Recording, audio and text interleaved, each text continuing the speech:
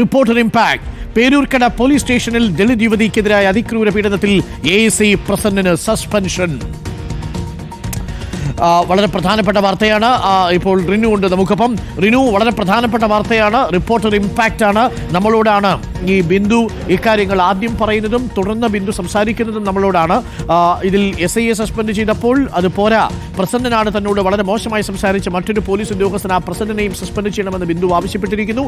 സർക്കാർ അത് കേട്ടിരിക്കുന്നു. അന്വേഷണത്തെ തുടർന്നാണോ ഈ നീക്കം? അൻകുമാർ, നേരത്തെ തന്നെ പേരൂർക്കട SIക്കെതിരെ സംസ്ഥാന സർക്കാർ ആഭ്യന്തര വകുപ്പ് നടപടി എടുക്കുന്ന ഒരു സാഹചര്യം ഉണ്ടായിരുന്നു. അപ്പോഴും ബിന്ദു സംതൃപ്ത ആയിരുന്നില്ല. കാരണം ഏറ്റവും കൂടുതൽ ഈ സ്റ്റേഷനിൽ വെച്ച് ബിന്ദുവിനോട് മോശമായി പെരുമാറിയത്, ഈ ശൗചാലയത്തിൽ നിന്ന് വെള്ളം വേണമെങ്കിൽ എടുത്ത് കുടിക്കടി എന്ന് പറഞ്ഞതുൾപ്പെടെ ഈ പ്രസന്നൻ എന്ന് പറയുന്ന അവിടുത്തെ ASI ആണ്. ഈ ASIക്കെതിരെയാണ് ഈ ASIക്കെതിരെയാണ് ഇപ്പോൾ നടപടി എടുത്തിരിക്കുന്നത്. ഇന്നലെ രാത്രി തന്നെ നമ്മൾ ഈ വാർത്ത പ്രേക്ഷകരുടെ ശ്രദ്ധയിൽ എത്തിച്ചിരുന്നു. കാരണം കമ്മീഷണർ ഇദ്ദേഹത്തിനെതിരെ നടപടിയെടുക്കുവാൻ വേണ്ടി നിർദ്ദേശം നൽകിയിരുന്നു. ഇപ്പോൾ സസ്പെൻഡ് ചെയ്തിരിക്കുന്നു എന്നുള്ളൊരു വാർത്തയും പുറത്തേക്ക് വരുന്നുണ്ട്.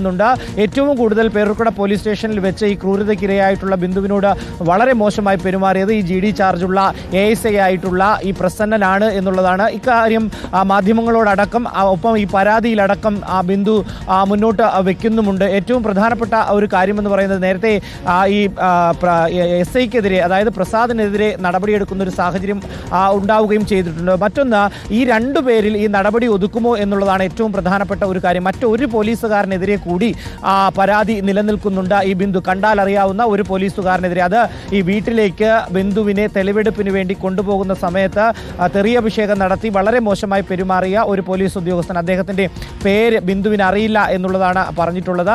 ആ പോലീസുകാരനെതിരെയും ഇനി നടപടി ഉണ്ടാകുമോ എന്നുള്ളതാണ്. അതോ ഈ രണ്ടു പേരിൽ നടപടി ഒതുക്കിക്കൊണ്ട് ആഭ്യന്തര വകുപ്പ് തലയുരുവോ എന്നുള്ളതാണ് ഏറ്റവും പ്രധാനപ്പെട്ട ഒരു കാര്യം. എന്തായാലും ഇന്നിപ്പോൾ ആദ്യ ഘട്ടത്തിൽ സസ്പെൻഡ് ചെയ്ത പ്രസാദ് SIയുടെ മൊഴി